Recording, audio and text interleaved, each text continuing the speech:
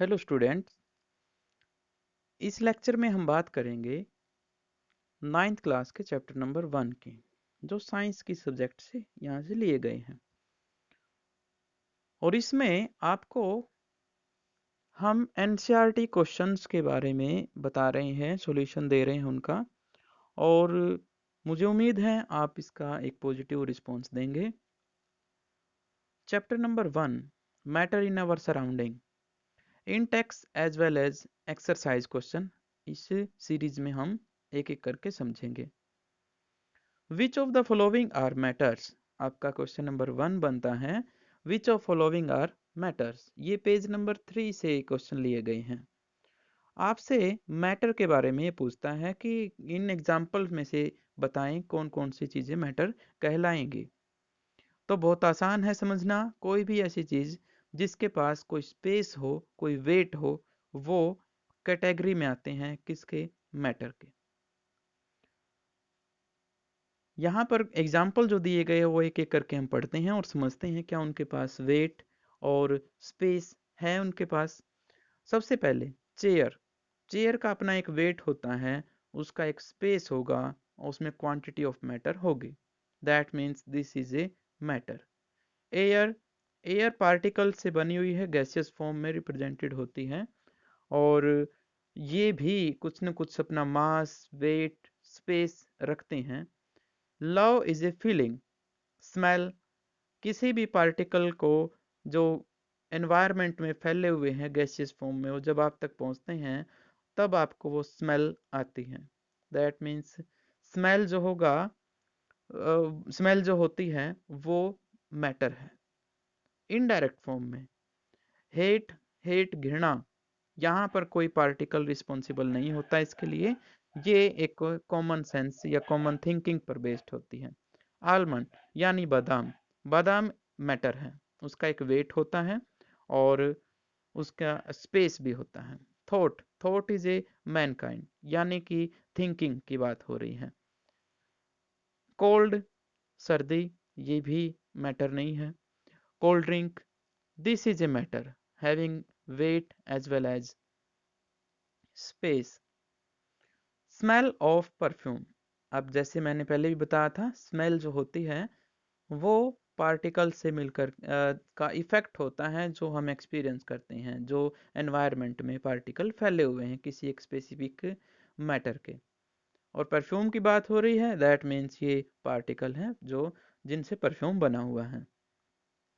यहाँ पर ये बताया भी गया है कोई भी ऐसी क्वांटिटी, ऐसी थिंग्स जिसमें वेट हो और वो स्पेस ऑक्यूपाई करती हो, उसे हम मैटर की कैटेगरी में रखते हैं।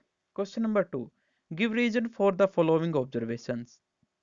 आपको कुछ ऑब्जर्वेशन यहाँ पर दी गई हैं और हमें बताना है उनका एग्जैक्ट रीजन या उनसे हमें कंक्लूजन क्या निकलता है।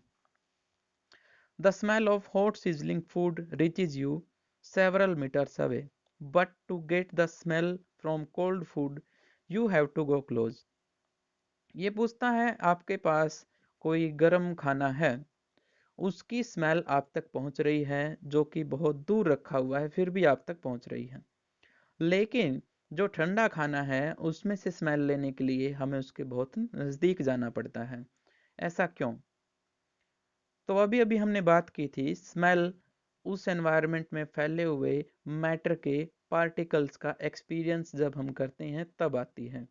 यानी अगर आपको किसी चीज़ की स्मेल लेनी है तो उन पार्टिकल्स को आपकी नाक तक पहुंचना पड़ेगा। दैट मीन्स वो पार्टिकल आपकी नाक तक पहुंच रहे हैं। और जैसा कि हम पहले भी जानते हैं कि गर्म फूड होगा तो उसके पार्टिकल्स का टेम्परेचर ज़्यादा होगा। टेम्परेचर ज़्यादा होने से उनकी काइनेटिक एनर्जी बढ़ेगी और मूवमेंट करने की जो कैपेसिटी है उसके अंदर डेवलप होगी।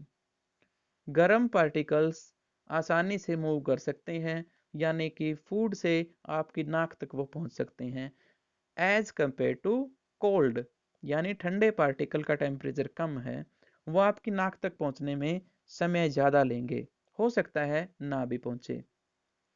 तो यहाँ पर इसका रीजन इवेपोरेशन भी हो सकता है और यहाँ पे काइनेटिक एनर्जी की हेल्प से हमने इसको एक्सप्लेन किया है। बेसिकली एक प्रोसेस है जिसमें पार्टिकल मिक्स हो जाते हैं। जो फूड है उसके पार्टिकल टेम्परेचर बढ़ने से गर्म होकर के अलग होने लगते हैं, यानी मूव करने लगते हैं। वो मूवमेंट करते हैं किसमें? एनवायरनमेंट में, जहाँ पर गैसेस वेपर्स प्रेजेंट होते हैं उनके साथ वो मिक्स हो जाते हैं, और इस फिनोमेना को डिफ्यूजन कहते हैं। और ये बहुत छोटे समय में पहुंच जाते हैं गर्म फूड के केस में, और जो ठंडा फूड है उसमें ऐसा नहीं हो पाता। यही वजह है गर्म फूड की स्मेल हम ले सकते हैं और ठंडे के लिए हमें नज़दीक जाना पड़ता है। A diver is able to cut through water in a swimming pool, which property of matter does this observation show? यहाँ पर आपसे मैटर की प्रॉपर्टीज के बारे में पूछा गया है। बहुत सारी प्रॉपर्टीज होती हैं, जैसे जैसे क्वेश्चन हम पढ़ते जाएंगे वो प्रॉपर्टीज रिपीट होती जाएंगी। उनमें से एक प्रॉपर्टी यहाँ पर है, और फिनोमिना हमें दिया गया है कटिंग ऑफ वाटर का। ये कहता है कि कोई एक तैराक है, डाइवर है, पानी में जब तैरता है तो वो बड़ी आसानी से अपने हाथ पानी में मार सकता है। ऐसा क्यों पॉसिबल हुआ? इसके पीछे वजह यह है कि पार्टिकल्स जो मैटर के अंदर प्रेजेंट है, यानी वाटर के अंदर प्रेजेंट है, उनमें बहुत ज़्यादा स्पेस प्रेजेंट है, और उसी स्पेस का फायदा उठाते हुए ये कटिंग फिनोमेना हो जाता है। यानी इससे प्रूव हुआ कि पार्टिकल, मैटर के जो पार्टिकल होते हैं, चाहे वो किसी फॉर्मेट में हो, फॉर्म में हो, सॉलिड हो, लिक्विड हो, गैसेज हो, उनके बीच में स्पेस होता है, कुछ में ज़्यादा कुछ में कम। सॉलिड में ये कम होता है, लिक्विड में ये इनकी रेंज बढ़ जाती है, और गैसेज में ये नेग्लेजिबल हो जाती है, यानी ना के बराबर। अगला क्वेश्चन हमारे पास है, what are the characteristics of particles of matter? ये एक बहुत ही इंपॉर्टेंट क्वेश्चन है। ये आपका पूरा का पूरा चैप्टर रिवाइज करा सकता है अगर हम इसे ध्यान से पढ़ते हैं तो। कुछ कैरेक्टरिस्टिक होती हैं जो पार्टिकल ऑफ मैटर रखते हैं। पहली प्रॉपर्टी है particle of matter having space between them. Particle जो मैटर के होंगे उनके बीच में स्पेस होता है बहुत सारा। पार्टिकल के साइज के कंपैरिजन में ये स्पेस जो है लार्ज स्केल है। Particle of matter are continuously moving. जो भी हमारे पास पार्टिकल है मैटर के, वो लगातार मूव करते हैं। दैट मीन्स उनके पास एक एनर्जी है जिसकी हेल्प से वो मूव कर रहे हैं, जिसे काइनेटिक एनर्जी कह सकते हैं। Particle of matter have an attraction force between them. इस मूवमेंट के बावजूद जो पार्टिकल होते हैं मैटर में, उनके पास एक तरह की फोर्स है जिसे अट्रैक्शन फोर्स कहेंगे, और वो मैटर के पार्टिकल के बीच में प्रेजेंट होती है, जो उन्हें बिल्कुल अलग होने नहीं देती। Particle of matter are very small in size. यहाँ पर ये बात करता है कि जो पार्टिकल होते हैं मैटर के, वो कंपैरेबल बहुत स्मॉल होते हैं साइज में। पेज नंबर 6 पर कुछ क्वेश्चन आंसर दिए गए हैं, उनका सॉल्यूशन यहाँ पर हम देखते हैं। The mass per unit volume of a substance is called as density. Arrange the following in order of increasing density. आपको यहाँ पर एक स्पेशल टाइप का क्वेश्चन दिया गया है जिसमें आपसे जो टर्म पूछी गई है वो पहले डिफाइन दी गई है। डेंसिटी किसी भी ऑब्जेक्ट की मास और वॉल्यूम की रेशियो है। अब आपने जो यहाँ पर एग्जाम्पल दिए गए हैं उनका मास और वॉल्यूम डिवाइड करके जो आंसर आता है उसके अकॉर्डिंग ये अरेंज करने हैं। तो एयर जो होगी उसमें पार्टिकल बहुत दूर दूर होते हैं, और हम कह सकते हैं कि यूनिट एरिया में, यूनिट वॉल्यूम में नंबर ऑफ पार्टिकल कम होंगे। नंबर ऑफ पार्टिकल अगर कम हुए तो उनका जो मास होगा कलेक्ट करने के बाद वो भी कम होगा, क्योंकि नंबर ऑफ पार्टिकल कम है तो उनका मास भी क्या होगा? कम होगा।